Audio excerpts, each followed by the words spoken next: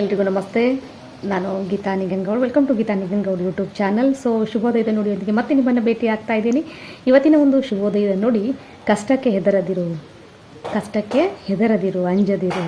ಹಾಗಾದರೆ ಕಷ್ಟ ಮತ್ತು ಸುಖ ಅಂತಕ್ಕಂಥದ್ದು ಜೀವನದ ಎರಡು ಭಾಗಗಳು ಅಂತ ಹೇಳ್ತೇವೆ. ಸೊ ಕಷ್ಟ ಎಷ್ಟು ಭಗವಂತ ನಮ್ಮ ನೀಡಿರ್ತಾನೋ ಸುಖನೂ ಸಹಿತ ಅಷ್ಟನ್ನು ನೀಡಿರ್ತಾನೆ. ಹಾಗಾದರೆ ಸುಖವನ್ನು ಪಡಿಬೇಕಂದ್ರೆ ಕಷ್ಟವನ್ನು ಪಡಲೇಬೇಕಾಗ್ತೈತಿ. ಸೊ ಕಷ್ಟನೇ ಇಲ್ಲದೆ ಸುಖವನ್ನು ಬಯಸೋದು ಮಹಾ ತಪ್ಪು. ಅದಕ್ಕಾಗಿ ಏನು ಅಂತ ಹೇಳಿದ್ರೆ ದೊಡ್ಡವರು, ಕಷ್ಟಪಟ್ಟು ದುಡಿದಾಗ ನಮಗೆ ಸುಖದ ಫಲಿತಾಂಶ ಸಿಗ್ತೈತಿ ಅಂಥೇಳಿ. ಹಾಗಾದ್ರೆ ಕಷ್ಟಪಟ್ಟು ದುಡಿತೀವಿ ನಿಜ, ಆದರೆ ಕಷ್ಟನೇ ತಪ್ಪೋದಿಲ್ಲಲ್ಲ. ನನಗಾಗಿ ಕಷ್ಟನೇ ತಪ್ಪೋದಿಲ್ಲ. ಎಷ್ಟು ಕಷ್ಟಗಳು ನನಗೊಬ್ಬನಿಗೆ ದೇವರು ದಯ ಪಾಲಿಸ್ತಾನೇನೋ ಅಂಥೇಳಿ ನಾವೇನು ಮಾಡ್ತೀವಿ, ಸಾಕಷ್ಟು ಸಾರಿ ದೇವರನ್ನು ಬೈಕೊಳ್ತಾ ಇರ್ತೀವಿ. ಸೊ ಮನಸ್ಸಲ್ಲಿ ಏನೇನೋ ಗುಣುಕ್ತಾ ಇರ್ತೀವಿ. ಯಾಕಂತ ಹೇಳಿದ್ರೆ ಅಷ್ಟು ಬೇಜಾರಾಗ್ಬಿಟ್ಟಿರ್ತೈತಿ ಕಷ್ಟಗಳಿಂದ.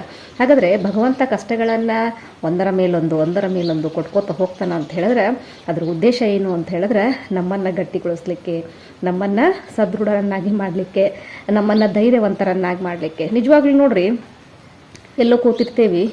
ಸೊ ಅಂಥ ಸಂದರ್ಭದಲ್ಲಿ ಏನೋ ಬರ್ತೈತಿ, ಏನು ಅಂತಂದೊಂದು ಪ್ರಾಣಿ ಆಗಿರ್ಬೋದು, ಒಂದು ಕೀಟ ಆಗಿರ್ಬೋದು, ಏನೋ ನಮ್ಮ ಹತ್ರ ಪಾಸ್ ಆಗ್ತಿರ್ತೈತಿ. ಸೊ ಅಂಥ ಸಂದರ್ಭದಲ್ಲಿ ಏನು ಮಾಡ್ತೀವಿ, ನಾವು ಎಷ್ಟೇ ಒಂದು ಸೂಕ್ಷ್ಮ ಜೀವಿ ಆದರೂ ಸಹಿತ ಏನು ಮಾಡ್ತೀವಿ, ನಮ್ಮ ಪ್ರಾಣವನ್ನು ಉಳಿಸ್ಕೊಳ್ಳಿಕ್ಕೆ ಏನು ಮಾಡ್ತೀವಿ, ಹೋರಾಟವನ್ನು ಮಾಡ್ತೀವಿ. ನೋಡ್ರಿ, ಅವಾಗ ಏನಾಗ್ತೈತೆ ಅಂದ್ರೆ ಆ ಬಂದಿರ್ತಕ್ಕಂಥ ಕಷ್ಟವನ್ನು ಎದುರಿಸ್ಲಿಕ್ಕೆ ಏನು ಮಾಡ್ತೀವಿ, ನಾವು ಸಜ್ಜಾಗ್ತೀವಿ. ಸೊ ಆ ಸನ್ನಿವೇಶವನ್ನು ನೆನೆಸ್ಕೊಂಡ್ರೆ ಏನಾಗ್ತದೆ, ನಮಗೆ ಅರ್ಥ ಆಗ್ತಕ್ಕಂಥದ್ದು. ಸೊ ಎಂಥ ಮನುಷ್ಯನೇ ಇದ್ರೂ ಸಹಿತ ಆ ಸನ್ನಿವೇಶದಲ್ಲಿ ತನ್ನನ್ನು ತಾನು ರಕ್ಷಣೆ ಮಾಡ್ಕೊಳ್ಳಿಕ್ಕೆ ಏನಾದರೂ ಒಂದು ದಾರಿಯನ್ನು, ಉಪಾಯವನ್ನು ಕಂಡುಕೊಳ್ತಾನೆ ಅಂಥೇಳಿ.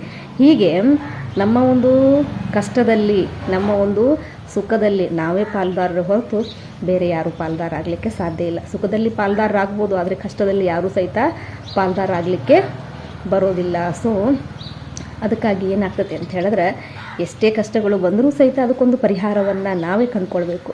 ನಾವು ಕಷ್ಟಗಳನ್ನು ನೋಡಿ ಹೆದರಿ ಹೋದಾಗ ಏನಾಗ್ತೈತೆ ಅಂತಂದರೆ ಕಷ್ಟಗಳು ಮತ್ತಷ್ಟು ಮುಗಿದಷ್ಟು ಏನು ಮಾಡ್ತಾವೆ, ನಮ್ಮನ್ನು ಬೆಂಬಿಡದೆ ಕಾಡ್ತಾವೆ.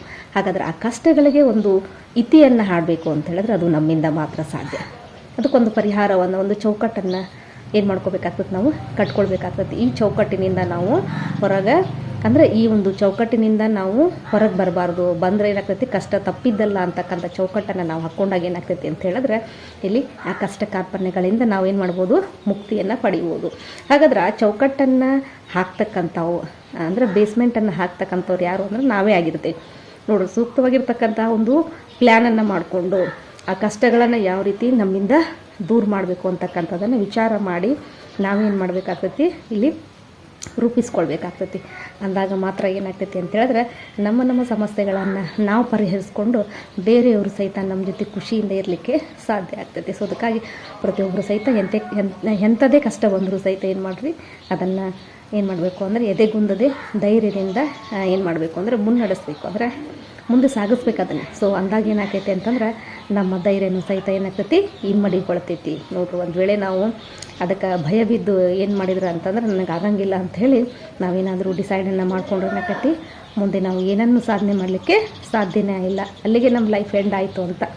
ಸೊ ಇದಕ್ಕಾಗಿ ಶ್ರೀಕೃಷ್ಣ ಪರಮಾತ್ಮ ಹೇಳ್ತಾನೆ ಏನು ಅಂತ ಹೇಳಿದ್ರೆ, ನಿನ್ನನ್ನು ಸದೃಢಗೊಳಿಸಲು, ನಿನ್ನನ್ನು ಶಕ್ತಿಶಾಲಿಯನ್ನಾಗಿ ಮಾಡಲು ಕಷ್ಟಗಳನ್ನು ನಾನು ಕೊಡ್ತಾನೆ ಇರ್ತೀನಿ. ನೀನೇನು ಮಾಡಬೇಕು, ಅದನ್ನು ತೆಗೆದುಕೊಂಡು ಏನು ಮಾಡಬೇಕು, ನೀವು ಬಲಿಷ್ಠನಾಗಬೇಕು. ನೋಡ್ರಿ, ನಮ್ಮನ್ನು ಪರೀಕ್ಷೆ ಮಾಡಲಿಕ್ಕೆ ಇಂಥವೆಲ್ಲ ಸಮಸ್ಯೆಗಳು ಬರ್ತಾವೆ ಅಂತ ಹೇಳ್ತಾರೆ. ಸೊ ಅದಕ್ಕಾಗಿ ಅಂಥ ಸಮಸ್ಯೆಗಳನ್ನು ಎದುರಿಸ್ತಕ್ಕಂಥ ಶಕ್ತಿ ನಮ್ಮಲ್ಲೇ ಇರ್ತೈತಿ. ನಾವು ಅದನ್ನೇನು ಮಾಡಬೇಕು, ಹೊರ ತಗೊಂಬರೋದು ಅಂತ ಹೇಳಿದ್ರೆ ಆ ಒಂದು ಶಕ್ತಿಯನ್ನು ಬಳಸ್ಕೊಳ್ಬೇಕು, ಯುಕ್ತಿಯಿಂದ ಶಕ್ತಿಯನ್ನು ಬಳಸ್ಕೊಳ್ಬೇಕು. ಅಂದಾಗ ಏನಾಗ್ತೈತಿ ಅಂತ ಹೇಳಿದ್ರೆ ಸಮಸ್ಯೆ ಸುಳಿಯಿಂದ ನಾವೆಲ್ಲರೂ ಹೊರಗೆ ಬಂದು ಖುಷಿಯಾಗಿರ್ತಕ್ಕಂಥ ಜೀವನವನ್ನು ನಡೆಸಲಿಕ್ಕೆ ಸಾಧ್ಯ ಆಗ್ತೈತಿ. ಸೊ ನೋಡ್ರಿ, ಈ ಒಂದು ವಿಷಯದಲ್ಲಿ ಎಲ್ಲರೂ ಅನುಭವವನ್ನು ಪಡೆದಿರ್ತೀರಿ, ಅನುಭವವನ್ನು ಹೊಂದ್ಕೊಂಡಿರ್ತೀರಿ, ಪ್ರೆಸೆಂಟ್ಲಿನೂ ಸಹಿತ ಅನುಭವಿಸ್ತಾ ಇರ್ತೀರಿ.